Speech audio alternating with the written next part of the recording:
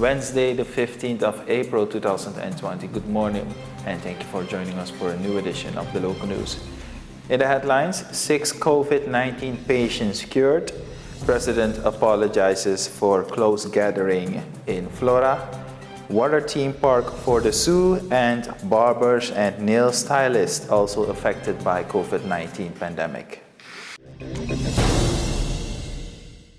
6 COVID-19 patients have been declared cured in Suriname. This was reported on Monday on the website of the COVID-19 management team.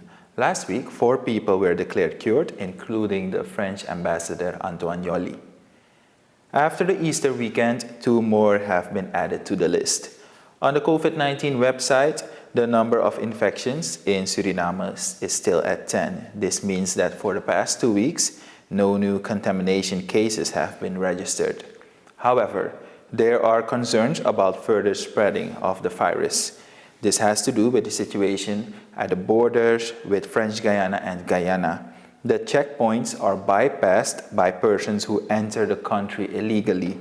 In this context, patrols on the Maroena River have been stepped up in consultation with the French, and more men are deployed to check the various illegal roads. Meanwhile, the partial lockdown in Suriname is entering its 3rd week. Schools, nurseries, and daycare centers remain closed. Public bus and boat transport is prohibited, and all repatriation flights are halted. The number of people in government quarantine is 134, and 43 people are in quarantine in locations under supervision of the government.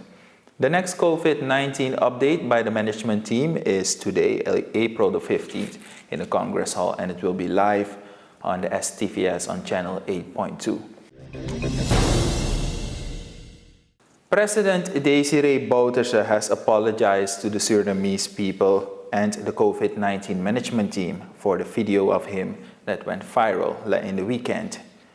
In the video, it shows that a head of state is in a group with a few young people in the neighborhood Flora. According to the head of state, it was not a good impression.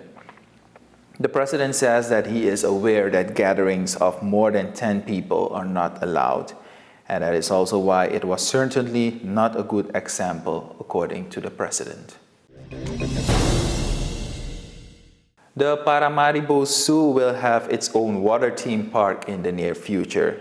This park must contribute to a better financial future for the zoo. According to John Altenberg, the director of the zoo, it is expected that the amusement park will attract more visitors. This project is funded from a grant that the office of the First Lady Ingrid Bouterse Wildering received from Morocco. The signing for the water park design took place on Tuesday, October 8 last year. The water park consists of rock formations, a technique which is now widely used abroad.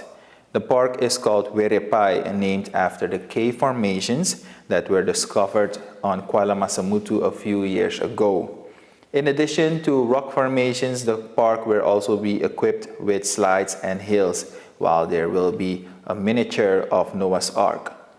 The design is in the hands of Hesdi Mertowirio, who is specialized in creating rock formations and tree stumps.